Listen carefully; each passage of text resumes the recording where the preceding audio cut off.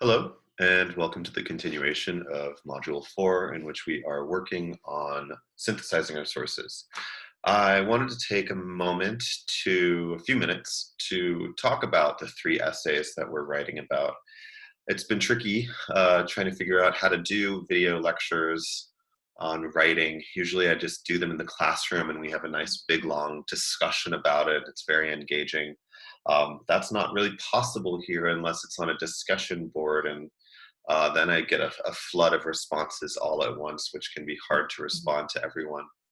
Uh, and I didn't want to create a big long video for you guys to watch, but I've been told that if I keep videos under 7 minutes, you guys are more likely to watch them. So I'm going to run through a few concepts and hope that I keep your attention in doing so. I wanted to talk about our three essays from a few different perspectives.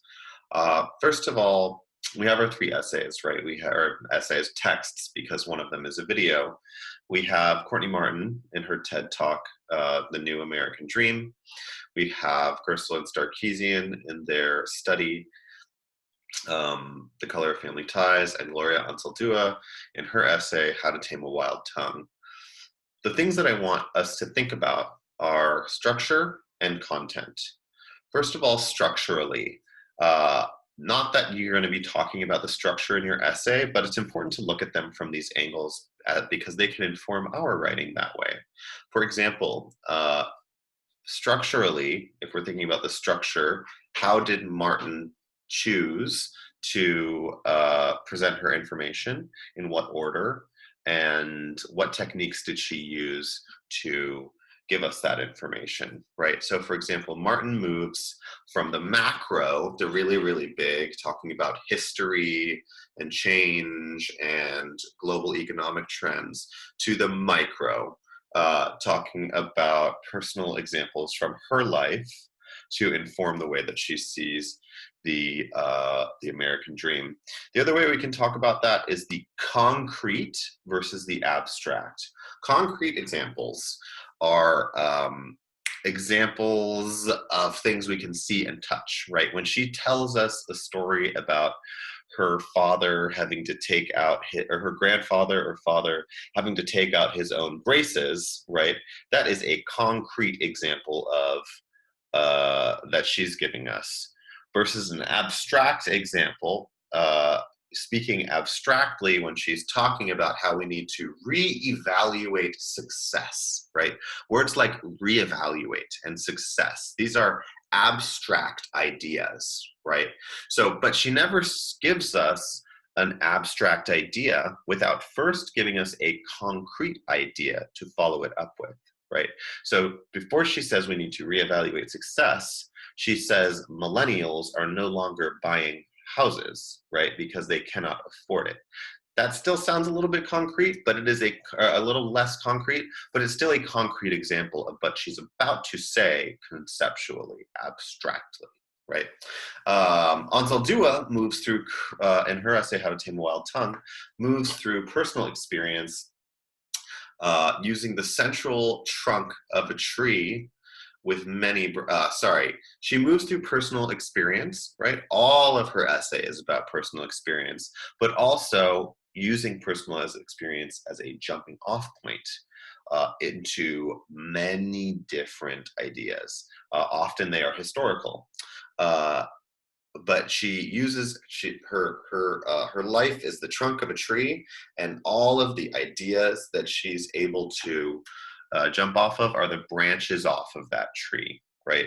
And more specifically, if that tree had a name, what would it be? It would be language, right? She uses language as a filter for everything, for grammar, history, music, culture, gender, struggle, school, genocide.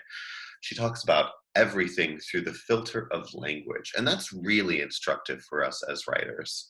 The idea that we can um, talk about everything through one filter, right? That's so interesting.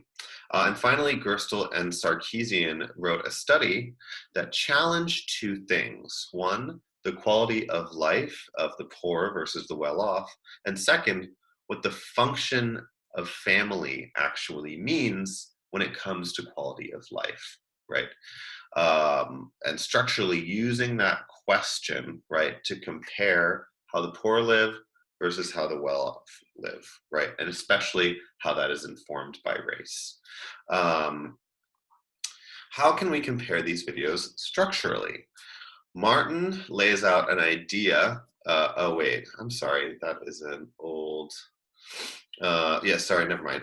Martin lays out an idea in a very broad way: communal living, connection as a measurement of success, working to live, while Gerstle and Sarkeesian explain how the poor and people of color are already living in the way that Courtney Martin has outlined. And then Anzaldúa kind of gives us a narrative that gives us a glimpse into what that model of living looks like, right? So we have Courtney Martin that's like the most broad. We have Gerstle and Sarkeesian that's a little more specific.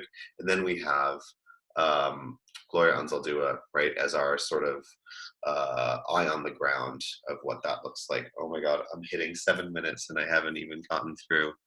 I'm almost through. Um, but what about content-wise? How do we talk about these things content-wise? Only one of these texts talks about the American dream directly, but all of them offer context for where the American dream is right now, where it has been and where it's going. Martin wishes to recontextualize the American dream, while Gerstle and Sarkeesian show that what the American dreams means for a large percentage of the population. Anzaldúa shows us how that dream has shaped the experiences of those who have been kept out of it. How could we create a bubble map with the American dream at the center, and using concrete examples from the text to branch out from it? Topics like education, feeding, care, income, all of these topics are covered by our 3 essays: education, care, feeding, income, and so many more, right? And family. Um, and all of them have different insights and examples of those things, right? In our writing, when we use examples, we are as concrete as possible in the use of our examples, and then we can go to the abstract language in our analysis. For example, instead of saying, Gerstle and Sarkeesian show that people of color offer care and support in place of money, instead, we offer the numbers that are given and the reasons Gerstle and Sarkeesian found for them giving that form of care. We compare those reasons with the reasons Martin says we must offer care. How do these things compare? If you could claim that Gloria Anzaldúa has persisted without the American dream to help her, you name the proof you have of that. How has she persisted without the help of the American dream? Are the folks of the Gerstle and Sarkeesian study persisting without the American dream as well? We get specific as possible. Now, I remind you, all of these are just examples. You could argue either way on any of the examples that I just gave. So that's a little bit about structure and content and how we would use these essays in writing. I hope it's been helpful, and I look forward to a little bit more back and forth on these ideas. Thanks, and have a good day.